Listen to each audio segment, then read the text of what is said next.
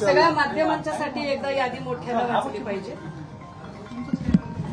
Late night the rooftop वाले, the mafia 1 lakh रुपये, agent Jacks प्रत्येकी आउटलेट 50,000, टोटल 10 ते 12 आउटलेट, बॉलेर 2 लाख महिना, 2 BHK 1 lakh, Rajbahadur mills, Dimora 1 lakh, Rajbahadur mills, mills 1 lakh, Rajbahadur mills, TTF rooftop 5,000 Baner, bank stage 90,000 Vimannagar and north ward.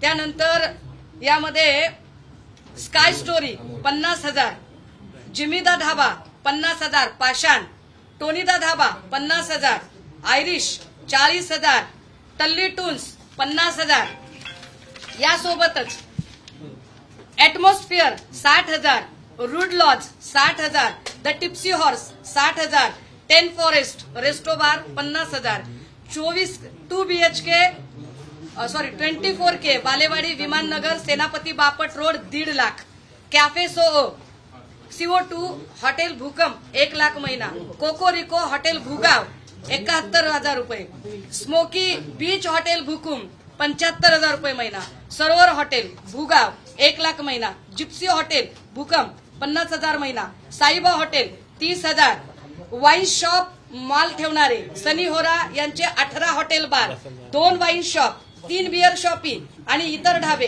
3.5 lakh, Balasaheb Raut व सचिन गोरे यांचे 66 bar, 30 wine shop, 35 beer shoppe 5.5 lakh, wholesale liquor, Kailas Jagtap व यांचे 11 bar, 8 wine shop, 9 beer shoppe, 2.1 wholesale.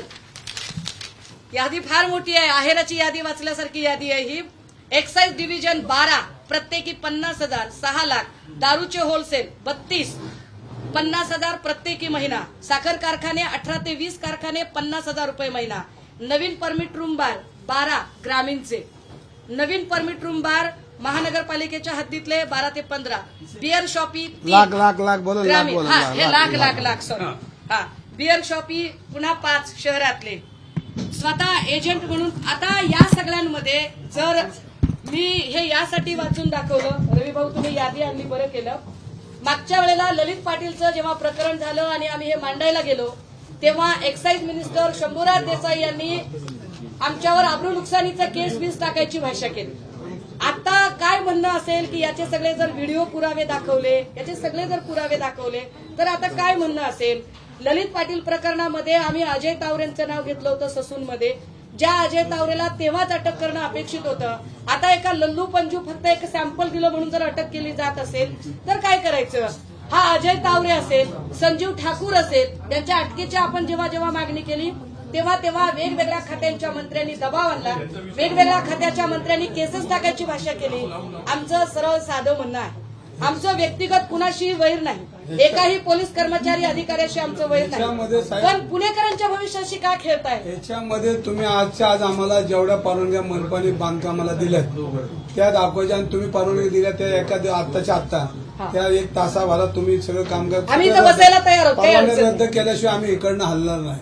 आणि तुम्हाला सांगतो आमची मनपाची एनओसी आणल्याशिवाय पत्रा बी टाकता येत नाही। तुम्ही ज्या परवानगी दिल्या त्या कुठल्या धर्तीवर दिल्या, कलेक्टरने कुठल्या, तुम्ही ही सगळी शहानिशा करून आम्हाला काय तुम्हाला वेळ घ्यायचा तो घ्या, आणि सगळे परत बार चालू झालेला पाहिजे, आणि जे बार चालू आहेत त्यांना तुम्ही कारवाई केल्याशिवाय आम्ही आता आज आलोय, पण तुम्हाला आम्ही वेळ उद्यापर्यंत देतोय।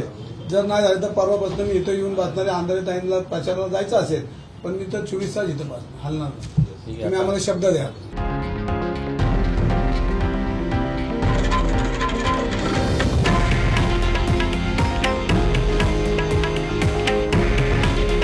हे आहे देशातील नंबर 1 न्यूज नेटवर्क आणि आपण पाहत आहात TV9 मराठी। काळजी तुमची, हित महाराष्ट्राचं।